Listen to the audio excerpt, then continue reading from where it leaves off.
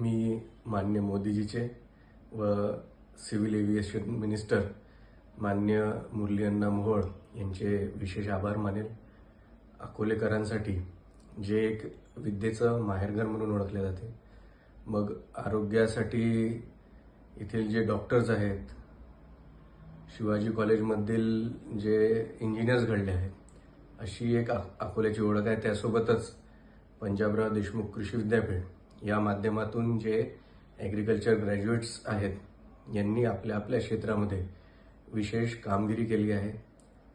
अकोल्यासाठी नव्याने जे अकोला एअरपोर्ट आहे आणि ज्याच्यामध्ये माननीय मुख्यमंत्री देवेंद्रजी फडणवीस यांच्या माध्यमातून नुकताच 209 कोटी रुपये हे लँड ॲक्विजिशनसाठी जी आपली धावपट्टी आहे त्याची लेंथ वाढवण्यासाठी आणि त्याची विड्थ वाढवण्यासाठी हे निधी उपलब्ध करून देण्यात आला आहे. आणि त्याच दिशेने सिव्हिल एव्हिएशन मिनिस्ट्रीच्या माध्यमातून आपल्या इथे जे पायलट्स असतात त्यांची ट्रेनिंग स्कूल व्हावं याकरिता नवी दिल्ली इथली स्कायनेक्स ही FTO, ज्याला आपण फ्लाइंग स्कूल असं म्हणू शकतो, त्याचं नुकताच मागील 2 महिन्यामध्ये मुरली अण्णा मोहोळ यांच्या ऑफिसच्या माध्यमातून सतत एक फॉलोअप होता त्या कंपनीचा आणि एअरपोर्ट ऑथॉरिटी ऑफ इंडियाचा.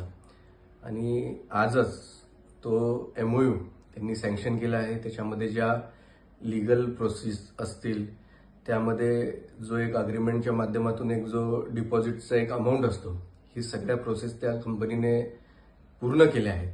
आणि येत्या 4-6 महिन्यामध्ये अकोल्यामध्ये पायलट ट्रेनिंग स्कूल ही चालू होईल या दिशेने हे सगळं काम चाललं आहे. पुन्हा मी मुरली अण्णा मोहोळ यांचे आभार मानेन.